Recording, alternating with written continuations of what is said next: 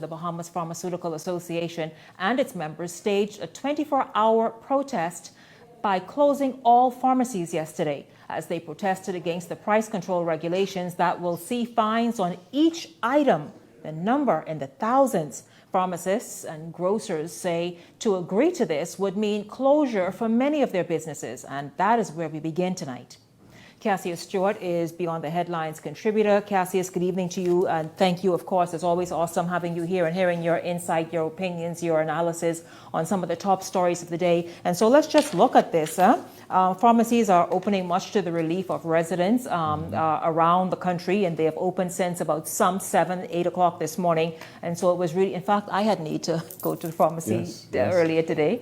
But also what's amazing and an interesting development is that pharmacists met with Economic Affairs Minister Michael Alcides at 4 o'clock this afternoon. Alcides is expected to be a guest on this show tomorrow evening to discuss these issues, both issues affecting the pharmacists and the grocers. But many people are happy to see pharmacies open. Yes. I imagine you were among them.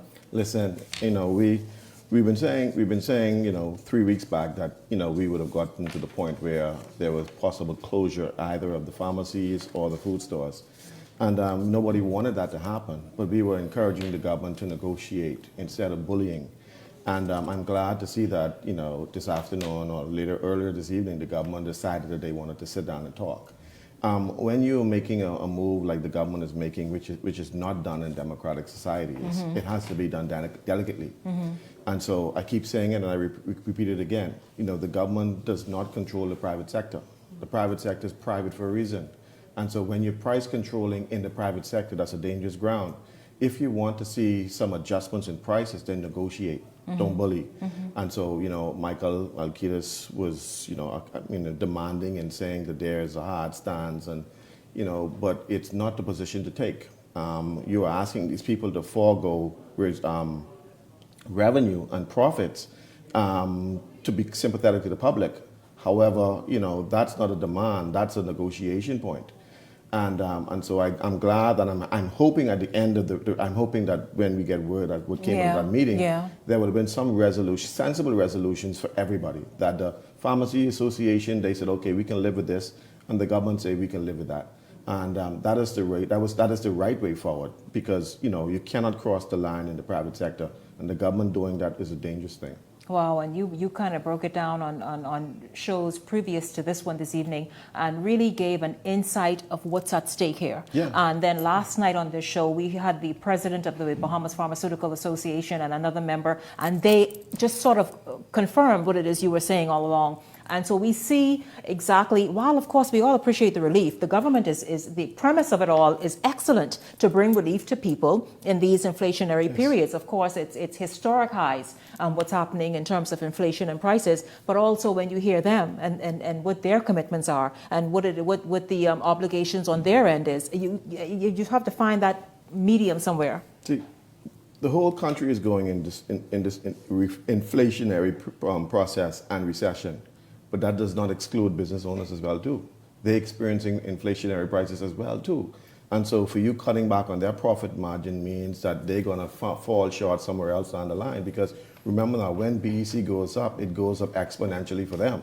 It may go up gradually for the homeowners, but when you have pharmacies and food stores that have freezers running 24/7, it's exponential growth for them. And so they now have to factor in, how do we cover these costs? And if we remember, wasn't BPL officially supposed to go up November 1st? Absolutely. Yesterday. Yep. Listen, I tell you, And so we have to understand how to juggle and how to balance this whole thing. And like I said, the good thing about it is that the government is now talking, not bullying. Their initial position was, we passed this legislation, we've gazetted it, and this is going to happen, and whether you like it or not, we come in to fine y'all. And they said, listen, if you're supposed to be fined on November 1st, then we're shutting the doors so you can fine us. And not just fining in categories, $5,000 per item, and you're looking at about 800 items, who can sustain that? And no business can sustain that. And that's perhaps 800 items in a category. Precisely. And so that is a fundamental problem.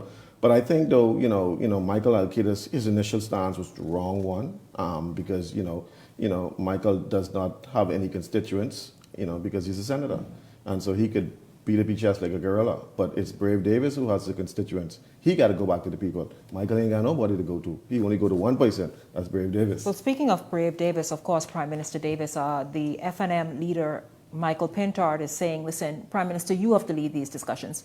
It's on you. The onus is on you to step in. Yeah, it's good that Halkitis is meeting with them or has met with them this afternoon, and we will hope to get an update on that when he appears on the show tomorrow evening. But Pintard is saying the Prime Minister must step in and set things straight. You agree? Absolutely. I think Mr. Davis' management style is a bit old school, where he delegates and he doesn't necessarily deal with the nitty-gritty.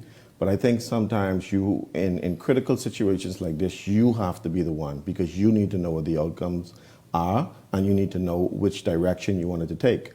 What he's going to get is a report from Michael Alkitis saying this is what was said.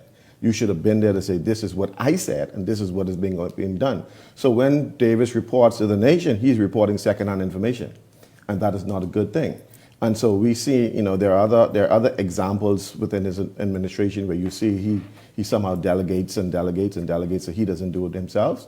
But in a way, that's a good thing, Cassius. It is a good thing, but it's because also remember, a bad thing. You're right, but we also kind of go at the Prime Minister, who figures he has to be around every table. And so this Prime Minister is saying, no, I put Cassius in charge of the chair over there. Let him deal with that. He's also the Minister of Finance as well, right? He is. If I understand. No, right? he is, so yeah. you're the Minister of Finance, Mr. Prime Minister, and Michael Alkitis is the junior Minister of Finance, if I could call him that.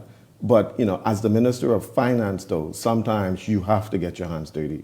You cannot always delegate in business. Sometimes, as a leader of the company, you got to get down in the dirt, and you got to play in the dirt too. Absolutely. Because you need to know where the company is going. You need to know what's happening. And the country is so delicate now. Everything is up in the air. Right now, there's another protest going on, earlier today. BPSU. We this afternoon had a protest going on, trying to bring attention to a number of issues, eh? Yes. And so the thing about it is, Shanique, we have all these issues. The Prime Minister has to be able to steer the ship. The country is like a big ship. And there's a lot always going on in the country, but you need to know that you are the helm at all points, that you are steering the ship in the right direction. However, if it falls apart, guess who's going to get blamed? The Prime Minister. Exactly. Yeah. And so because he's the one who's going to get blamed, he needs to know exactly what's going on at all times. Absolutely. Now, you don't have to be in the small things, what's going on in these ministries, but when it comes to critical issues like all pharmacies in the country shutting down, which affects everybody in the country, that's something you got to be up there. You got to be right in there.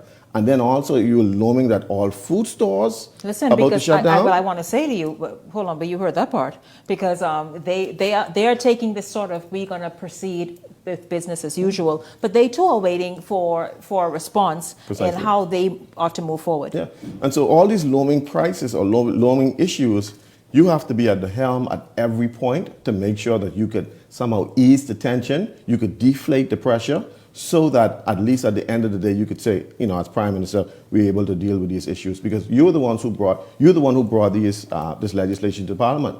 You're the one who made sure that these legislation came forth. So you need to make sure that, listen, we can't agree with it. Michael Alkitis said last night on the news, this is the law, and nobody's about to break the law. Nobody's going to break the law. He was very strong with that. But there are some laws that needs to be broken. There's some laws that doesn't make any sense. And so when the law doesn't make sense, the people rise up and say, listen, Mr. Government, change this law because this don't make no sense. And that was one of them.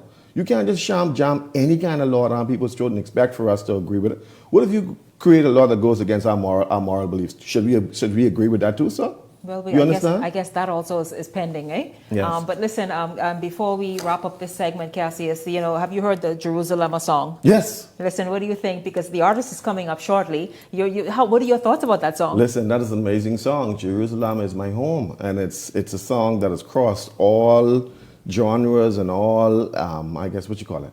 No matter where you go. All genres of music, Yes, and so the songwriter was brilliant. But what I'm so happy to see is that the African, not diaspora, the African music is really taking precedence internationally. On the world stage. And so you have Africans are now getting up there, and so the African music is really taking over in the United States and the world, and that is so exciting. And so, we are all from Africa, and at some point. Who are you? I am. As African, Because the Africans say, you all Westerners, don't come to our countries, please. Don't. You cannot see the African in me. I am African. Well, you could be that all you want, but I'll tell you, I want you to stick around. Please like, share, and subscribe to our YouTube channel, and also follow our TikTok account. Thanks.